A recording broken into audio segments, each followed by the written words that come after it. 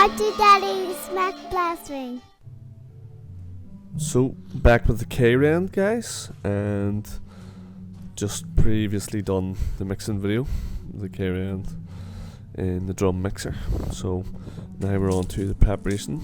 Obviously scratched this some time ago and just put my rule on plumb, but giving it all a bit of a wet down here as it is cold, so there won't be any sort of drying going on, but I was just afraid that some of the blocks might have got very dry and the scratch coat. Also, I'm wetting down the two columns that I've done here as well, just to stop any krend staining them. So not only does water help things stick, it can also help things come off as well, so it'll make them easier washed. So obviously got all my gear mixed up to the consistency that I'm happy with, and just laying it on. Starting at the bottom here, and that's because I want to get a feel of what depth I need. So I'm going to do this in obviously a few coats, and I'm going to try and build it all out on that lath in one go, similar to the way I would do when I'm doing my big cut base plinths. So don't want to put it all out in one go and then try and hope that it stays on.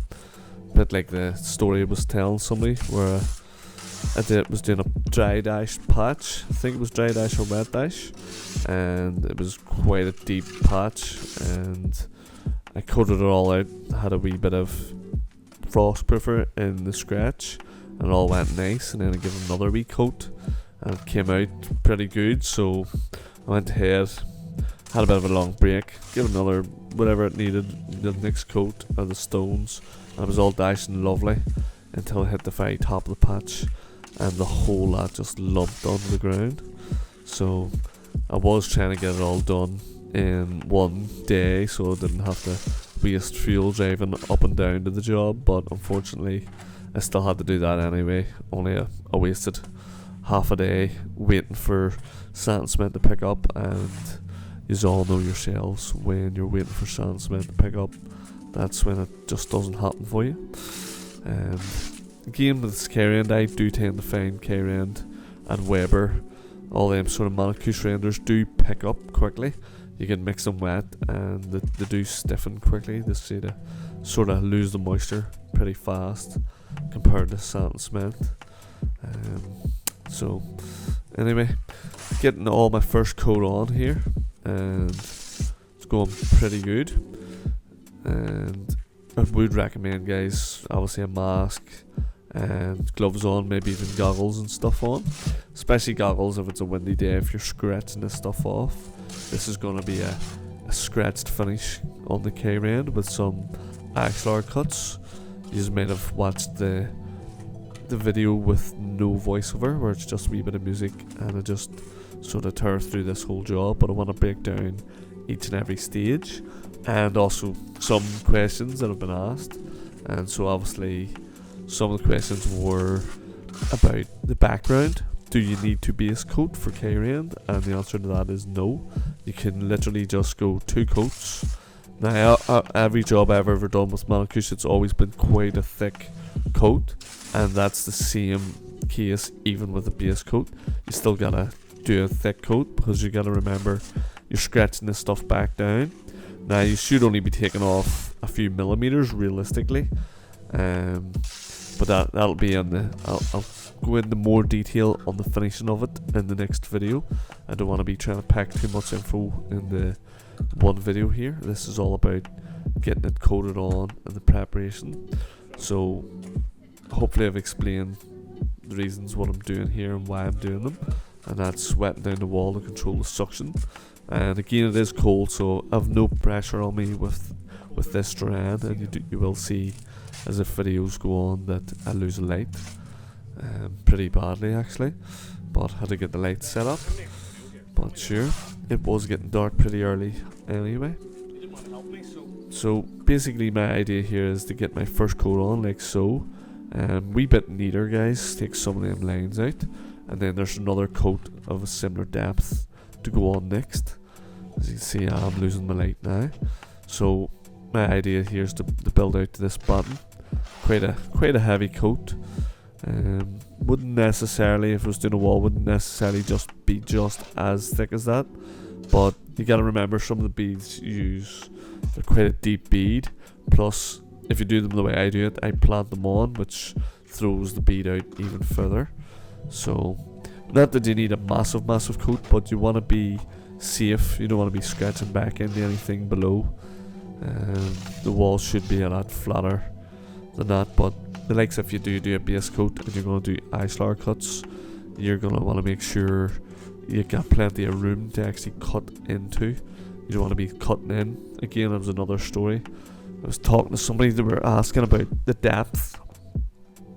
You don't want to be cutting right in and seeing the scratch coat shining through your V cuts. And that did happen, I think, once. A wee bit shined through on us on site long time ago. Actually, when I was first started plastering, really, we were on sites doing K-rend. The main stuff was K-rend on the outside of all the sites that we seemed to be on, and the first one, quite a similar colour and sort of decoration, where even the same tool I'm using, the eyeslar colour later on, was all the same as what is going to come on in the future videos of this. And again, it's all on the big longer video. But long story short, if the scratch coat does shine through, you're going to have to basically chip that off and use your scratch stuff that you've got off that's still fresh on the ground and really compact that in. I'll show that. I'm going to purposefully do some things in the finishing, and I'm going to show you how to actually repair that, how to fix that as you go. Just this will give you a big head start on all your jobs and make them that little bit better. So there you go, guys. Tips are all going to come here for the finishing. I think the finishing video will be the one you really want to watch, so keep an eye open for it coming. But yes, so the second coat here, you're going to want to sort of let your first coat take up a little bit so that it doesn't all slump. K-rend can slump, believe me, it can slump, and then it'll be harder for you to straighten, all sliding down, and this one will most likely slump at the top as all the weight is going to be travelling down. Probably could have got away with not wetting the wall, but again, I didn't want to come and boast or anything, so just a little splash will help.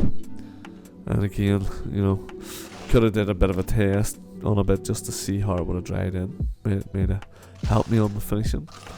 Again, I do lots of things on the finishing that's going to really benefit anybody new to K-rend or Weber. It's going to be a big benefit to use when it comes to your finishing. So just really getting this all laid on neat as I can, and then it'll be time to straighten it all up.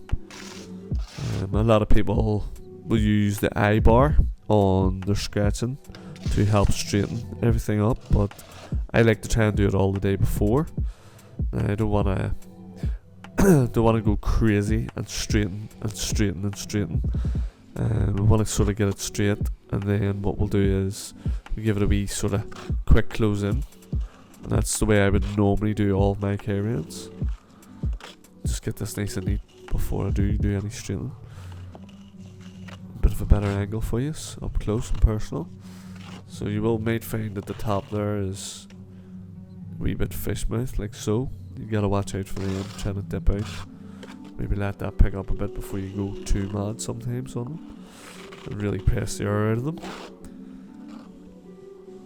But yeah, it's coming in. I probably could have just did this all with the trowel and pulled it off the rule at the bottom, but I do want to give a bit of a straighten up the ways, just as you're going to be putting lines in it, so you do want it to be right and straight when you come to cut those.